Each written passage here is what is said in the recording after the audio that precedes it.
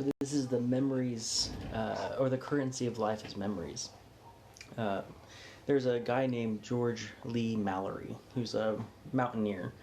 And one of the times he came back from Mount Everest, he was asked a question by some journalists. And in the answer to that question of why he climbed Mount Everest, he answered this. The first question which you will ask and which I must try to answer is this. What is the use of climbing Mount Everest? And the answer must at once be, there is no use. There is not the slightest prospect of any gain whatsoever.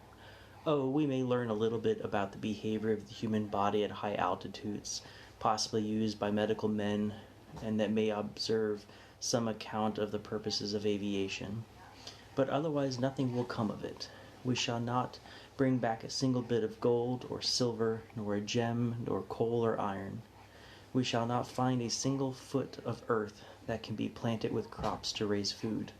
So it is no use. It cannot understand that there is something in a man which responds to the challenge of this mountain and goes out to meet it. That the struggle is the struggle of life itself, upwards and forever upward. Then you won't see why we go. What we get from this adventure is the sheer joy, and joy, after all, is the end of life. We don't live to eat and make money. We eat and make money to be able to enjoy life. That is the meaning of life, and that is what life is for.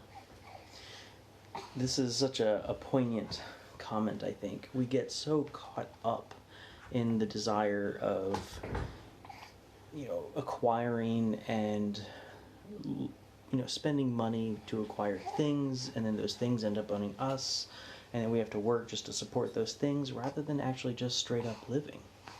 So I think George Lee Mallory made an excellent point. And Ben Saunders, recently saw him on one of the TED Talks. He's an Arctic explorer, so adventure the same, but in a different respect. He kind of echoed a lot of his in his TED Talk. I think it's something that rings true.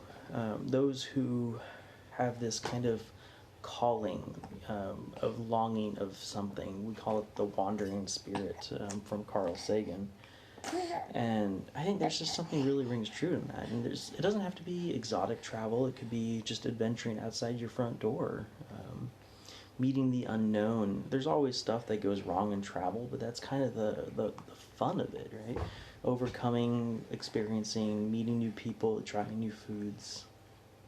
And I think that's just something that's deep within us, and sometimes we forget that. And I think that's why we get into these negative states of lulls within our life.